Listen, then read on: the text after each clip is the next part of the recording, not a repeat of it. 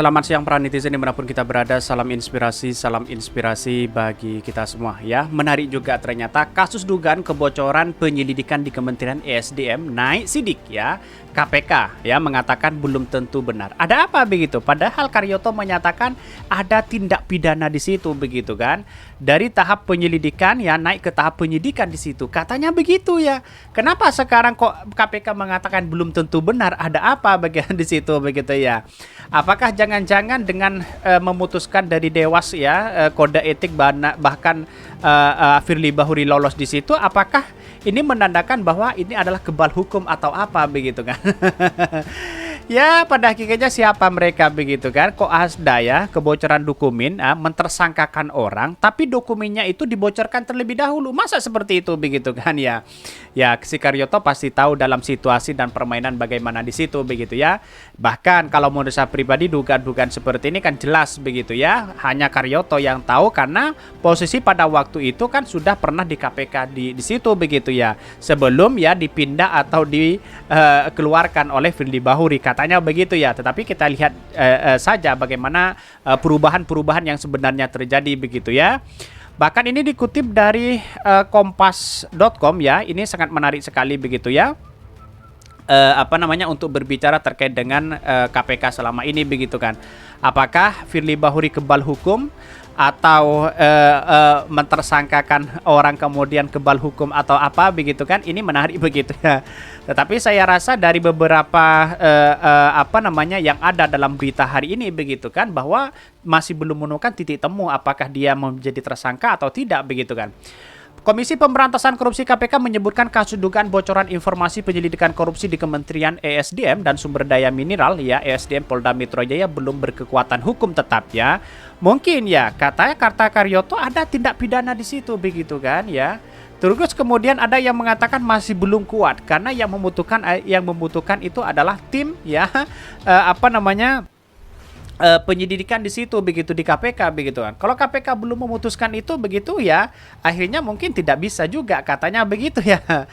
Bahkan Wakil Ketua KPK Gufron ya mengatakan selama ada satu perkara belum diputus oleh majelis hakim, maka apa yang disebutkan dalam penyelidikan ya, penyidikan belum tentu benar. Katanya begitu ya. Ya kita tahu bahwa dalam proses ini kan pasti ada yang sesuatu yang dimainkan begitu ya.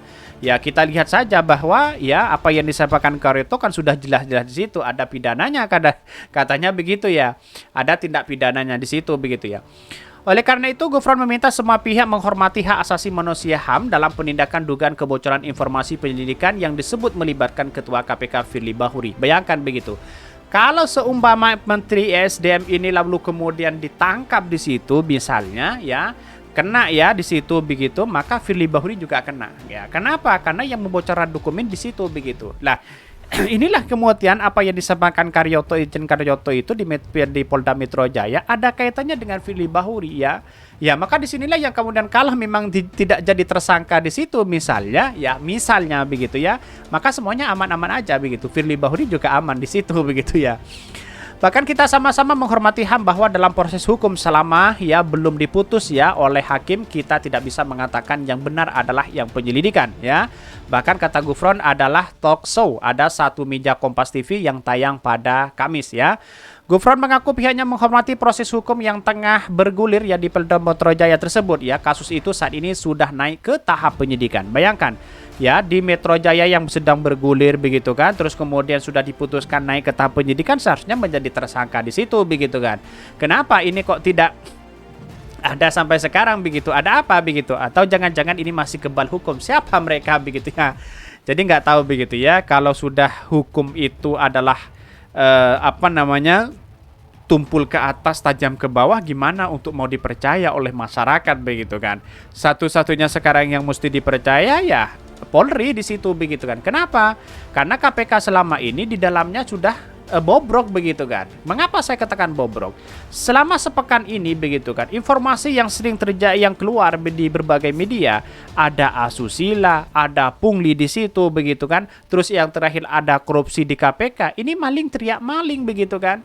Jadi masyarakat sudah tidak percaya lagi begitu kan. Untuk mengembalikan kepercayaan masyarakat kepada lembaga KPK ini sangat sulit sekali begitu ya. Ya kecuali memang tangkap Harun Masiku yang sudah lama-lama ya, yang menjadi buron-buron itu baru ada kepercayaan lagi begitu kan. Kalau seperti ini mana bisa ada kepercayaan luar biasa begitu ya kepada KPK begitu. Selain itu, pada kesempatan tersebut, Gufron juga meminta putusan Dewan Pengawas Dewas KPK yang menyatakan bahwa dugaan kebocoran informasi penyelidikan itu dengan terlapor Firly Bahuri, ya. Dengan terlapor Firly Bahuri disimpulkan tidak cukup naik bukti untuk naik ke sidang etik untuk dihormati, ya. Menurut Gufron, KPK juga tunduk pada putusan Dewas dan pengikut ketentuan yang berlaku, ya.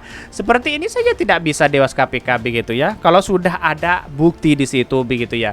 Ya, kalau tidak ada alat bukti mungkin tidak cukup juga begitu kan. Ya, pada akhirnya kalau ada tindak pidana kata Karyoto di apa namanya atas kebocoran dokumen itu ya bisa saja itu Firly Bahuri kena juga begitu kan. Bahkan ya kalau Dewas kemudian mengatakan dan memutuskan belum cukup bukti, maka apapun juga tunduk pada putusan Dewas, ujar Gufron. Sebelumnya Kapolda Metro Jaya Irjen Karyoto membenarkan kasus dugaan kebocoran informasi penyelidikan SDM sudah naik ke tahap penyidikan. Menurut Karyoto, saat ini tim penyidik terus bekerja mencari pihak yang ditetapkan sebagai tersangka dalam kasus ini.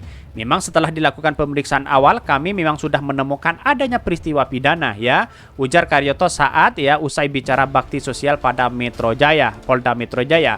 Maka ya mantan Deputi Penindakan dan Eksekusi KPK ini juga mengungkapkan saat ini terdapat beberapa orang yang sedang dalam proses pemeriksaan ya.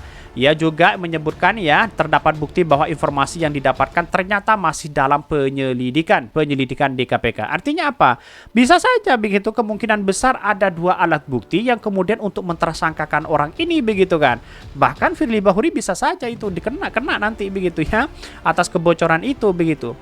Namun ya karena ada kebocoran itu, dokumen yang sebelumnya berstatus rahasia saat ini tidak lagi bersifat rahasia.